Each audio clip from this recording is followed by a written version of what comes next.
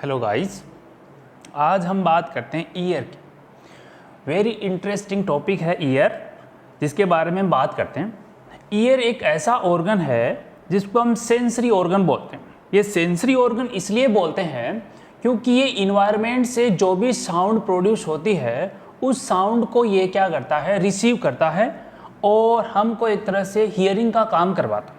इसलिए ईयर है वो एक तरह से सेंसरी ऑर्गन है बॉडी का और एक तरह से हमको हियरिंग का काम करवाता है। तो इस प्रकार से हम पढ़ेंगे आज very interesting topic year.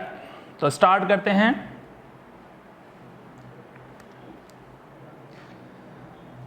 Year, पहला क्वेश्चन यहाँ पे बनता है, ये मोस्ट कॉमन लाइन है फर्स्ट वन की, ईयर है वो कौन से लॉ में सिचुएटेड होता है। तो फर्स्ट वन है कि year situated in the temporal law. तो ईयर है वो कौन से लॉ में सिचुएटेड होता है, टेम्पोरल लॉ में। तो हमको क्वेश्चन यहाँ पे पुटअप कर लिया जाता है कि एक ईयर है वो हमारी ब्रेन के अंदर कौन से लॉ में सिचुएटेड होता है। तो हम बोल सकते हैं कौन से लॉ में सिचुएटेड होता है, टेम्पोरल लॉ में सिचुएटेड होता है। यस या नो गाइस? तो पहला सेंटेंस क्लियर कि टेम्पोरल लोब के अंदर कौन सा सेंसरी ऑर्गन सिचुएटेड होता है। तो टेम्पोरल लोब में ईयर वो सिचुएटेड होता है। नेक्स्ट सेंटेंस की बात करते हैं कि hearing develop in fetus at 20 week of gestation. Gestation यानी प्रेगनेंसी के दौरान एक फीटस के अंदर 20 वीक के ऊपर हियरिंग स्टार्ट हो जाती है। क्योंकि 20 वीक के ऊपर हियरिंग स्टार्ट इसलिए हो जाती है क्योंकि 20 वीक के ऊपर कोक्लिया डेवलप हो जाता है और कोक्लियर नर्व डेवलप होने के कारण एक फीटस को 20 वीक के ऊपर हियरिंग स्टार्ट होती है। तो सेकंड क्वेश्चन ये बनता है कि एक फीटस के अंदर हियरिंग कब स्टार्ट होती है। तो एक फीटस के अंदर हियरिंग 20 वीक ऑफ गेस्टेशन पे स्टार्ट हो जाती है और हम इसका रेशनल दे सकते हैं कि 20 वीक ऑफ गेस्टेशन पे स्टार्ट क्यों होती है, क्योंकि 20 वीक ऑफ गेस्टेशन के ऊपर कोक्लियर नर्व डेवलप हो जाती है जिसके कारण एक पर्सन या एक फीटस को सुनना स्टार्ट हो जाता है। Okay, yes. नेक्स्ट बात करते हैं मेन फंक्शन ऑफ ईयर। एक ईयर के मेन फंक्शन क्या होते हैं। तो फर्स्ट फंक्शन होता है, जैसे हमने बात किया था, हियरिंग। एक ईयर होता है वो हमको हियरिंग का काम करवाता है और हियरिंग के लिए कौन सी नर्व रिस्पॉन्सिबल होती है, कोक्लियर नर्व। तो कोक्लिया काम करता है हियरिंग का एंड इक्विलिब्रियम और बैलेंस का काम करता है वेस्टिब्यूल। तो वेस्टिब्यूल है वो स्टैटिक बैलेंस बनाता है, बॉडी का बैलेंस बनाने वाला पार्ट है वेस्टिब्यूल, जो सेंटर पार्ट होता है, यानी हमारे इनर ईयर का सेंटर पार्ट होता है वेस्टिब्यूल, जो स्टैटिक बैलेंस बनाता है और हियरिंग का काम करता है कोक्लिया। और ये होती है vestibulo cochlear nerve. Vestibulo cochlear nerve 8th number की क्रेनियल नर्व होती है। 8th नंबर की क्रेनियल नर्व हमको हियरिंग का काम करवाती है। तो हम बोल सकते हैं कि ओनली हियरिंग कौन सा पार्ट, कोक्लिया, एंड इक्विलिब्रियम और बैलेंस का काम कौन सा पार्ट करवाता है, vestibule.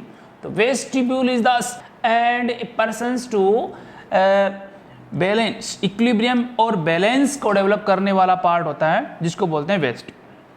Yes guys, next start करते हैं कि ईयर के कितने पार्ट होते हैं। Ear divided into 3 parts.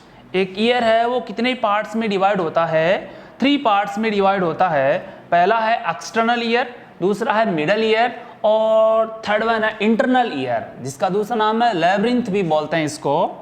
तो एक ईयर होता है 3 पार्ट के अंदर डिवाइड करते हैं। तो हमने देखा इसके अंदर कि पहला क्वेश्चन हमने देखा कि एक ईयर है वो कौन से लॉ में सिचुएटेड होता है, टेम्पोरल लॉ में सिचुएटेड होता है। एक फीटस के अंदर हियरिंग कब स्टार्ट होती है, एक फीटस के अंदर 20 वीक ऑफ गेस्टेशन पे हियरिंग स्टार्ट होती है।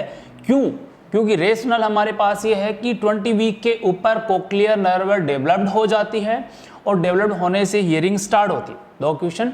थर्ड वन क्वेश्चन ये बनता है कि कोक्लियर नर्व किसके लिए रिस्पॉन्सिबल होती है। तो हम बोल सकते हैं कि कोक्लियर नर्व है वो हियरिंग के लिए रिस्पॉन्सिबल होती है। तो यहाँ से 3 क्वेश्चन बनते हैं और ये आपको क्लियर है, आपको याद रखने हैं। Yes guys, okay, next start करते हैं। हम एक एनाटॉमिकल डायग्राम देखते हैं ईयर का। क्यों? हमने देखा कि एक ईयर है उसके 3 पार्ट होते हैं। 3 पार्ट्स के अंदर ईयर को डिवाइड किया गया है। फर्स्ट वाला आउटर पार्ट है, सेकंड वाला मिडल ईयर है और third inner ear. Outer part है उसके अंदर 3 सब पार्ट्स होते हैं। जो पहले वाला होता है इसको बोलते हैं हम पिन्ना, पिना वाला पार्ट है। इसके अलावा पिना के बाद में एक्सटर्नल ऑडिटरी कैनाल्स है और टिम्पेनिक मेम्ब्रेन। तो एक्सटर्नल कैनाल, पिना और ईयर ड्रम, क्योंकि tympanic membrane is also known as ear drum. तो ये तीनों पार्ट किसके अंदर आते हैं? एक्सटर्नल या फिर आउटर ईयर के अंदर इन्वॉल्व होते हैं। यस, मिडल ईयर के अंदर आते हैं ओसिकल्स। ओसिकल्स किसको बोलते हैं? ईयर की बोन्स को बोलते हैं। ईयर की बोन्स ओसिकल्स होती हैं जो मिडल ईयर के अंदर इन्वॉल्व होती हैं। तो 3 बोन होती हैं, कौन कौन सी? Malleus, incus, stapes. Malleus, incus, stapes. सबसे स्मॉल बोन कौन सी होती है? स्टेपिज। तो स्टेपिज एक ऐसी बोन है जो हमारी बॉडी के अंदर सबसे स्मॉल बोन होती है। इन तीनों बोन्स के बीच में जो जॉइंट पाए जाते हैं उन जॉइंट को हम साइनोवियल जॉइंट बोलते हैं। तो हम आगे इनका डिस्क्रिप्शन देंगे कि तीनों बोन्स के अंदर साइनोवियल जॉइंट्स के कौन कौन से टाइप्स होते हैं। तो मिडल ईयर के अंदर ओसिकल्स बोन्स प्रेजेंट होती हैं, ये एयर फिल्ड कैविटी होती है। और थर्ड वाला पार्ट होता है inner ear. Inner ear is also known as labyrinth. इसको हम क्या बोल सकते हैं? लैब्रिंथ। इसको लैब्रिंथ इसलिए बोलते हैं कि लैब्रिंथ का मतलब होता है नेटवर्क। इनर ईयर के अंदर डक्ट्स का एक नेटवर्क होता है जिसके अंदर सेमी सर्कुलर कैनाल्स होती है, कोक्लिया होता है, वेस्टिब्यूल होता है। तो कोक्लिया कॉइल शेप का और सेमी सर्कुलर कैनाल आपस में मिलकर एक नेटवर्क बनाती हैं, इसलिए इनर ईयर को हम क्या बोल सकते हैं? लैब्रिंथ बोल सकते हैं। तो inner ear is also known as labyrinth. तो यहाँ पे भी एक क्वेश्चन बनता है कि inner ear is also known as, तो इनर ईयर को क्या बोलते हैं? लैब्रिंथ बोलते हैं। इसके अलावा ओसिकल्स, ओसिकल्स, ईयर ओसिकल्स कौन से पार्ट से रिलेटेड होती हैं? तो हम सेकंड वाला बोल सकते हैं मिडल ईयर से रिलेटेड होती हैं। और इसमें एक क्वेश्चन ये भी बनता है कि एक फिटस के अंदर ऐसी कौन सी बोन है जो अडल्ट के बराबर डेवलप हो जाती हैं? तो वो बोन है ईयर ओसिकल्स वाली। तो यहाँ पे आपको 3 बातें याद रखनी है कि inner ear is also known as labyrinth and second one is the ear ossicle is related to the middle ear and third one is the which bone is equal to adult in fetus time, this is known as miss bone या फिर एक तरह से ear ossicles bone। yes guys, इसकी detail हम आगे description देंगे इसका। नेक्स्ट बात करते हैं, yes कंटिन्यू। पहला हमने पार्ट देखा एक्सटर्नल ईयर। एक्सटर्नल ईयर के 3 पार्ट्स होते हैं जिसमें हमने पहले देखा था का ईयर ओसिकल्स और पिना। ईयर ओसिकल्स और पिना। सेकेंड वन है एक्सटर्नल ऑडिटरी कैनाल्स और थर्ड वन है टिम्पेनिक मेम्ब्रेन जिसको हमने बोला ड्रम हेड। तो ओरिकल्स और पिना, external auditory canals, tympanic membrane और ड्रम हेड, तीनों पार्ट किसके होते हैं? एक्सटर्नल ईयर के पार्ट होते हैं। इसका हम पहला देखते हैं ओरिकल्स और पिना। एक्सटर्नल ईयर के अंदर ओरिकल्स या पीना वाला पार्ट है, उसके अंदर कौन से कार्टिलेज पाए जाते हैं? तो उसके अंदर पाए जाते हैं इलास्टिक कार्टिलेज। एक पीना वाला पार्ट है, जैसे डायग्राम से देखते हैं कि ये पीना वाला पार्ट है। इस पीना वाले पार्ट के अंदर कौन से कार्टिलेज पाए जाते हैं? Elastic cartilage. But except the lobules and outer part of external auditory canals, external auditory canals और lower part of the pinna जिसको कि हमने बोला लोब्यूल्स। तो लोब्यूल्स के अंदर और एक्सटर्नल ऑडिटरी कैनाल्स के आउटर पार्ट में कार्टिलेज प्रेजेंट नहीं होते हैं। तो entire pinna except it lobules and outer part of external auditory canals. तो सारे पिना के अंदर कौन से कार्टिलेज पाए जाते हैं? Yes guys, yellow elastic cartilage. Yellow elastic cartilage पाए जाते हैं किसके अंदर?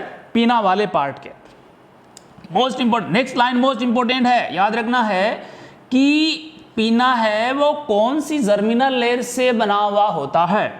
तो पीना है वो कौन सी जर्मिनल लेयर से बना हुआ होता है? एक्टोड्रम से बना होता है। पीना वाला पार्ट है वो एक्टोड्रम से बना हुआ है और एक्टोड्रम से पीना है वो डेवलप्ड होता है, लेकिन ये लेटर होता है। सबसे पहले इनर ईयर डेवलप होता है, लेटर डेवलप होता है पीना वाला पार्ट। हम देखते हैं फंक्शन ऑफ द पीना।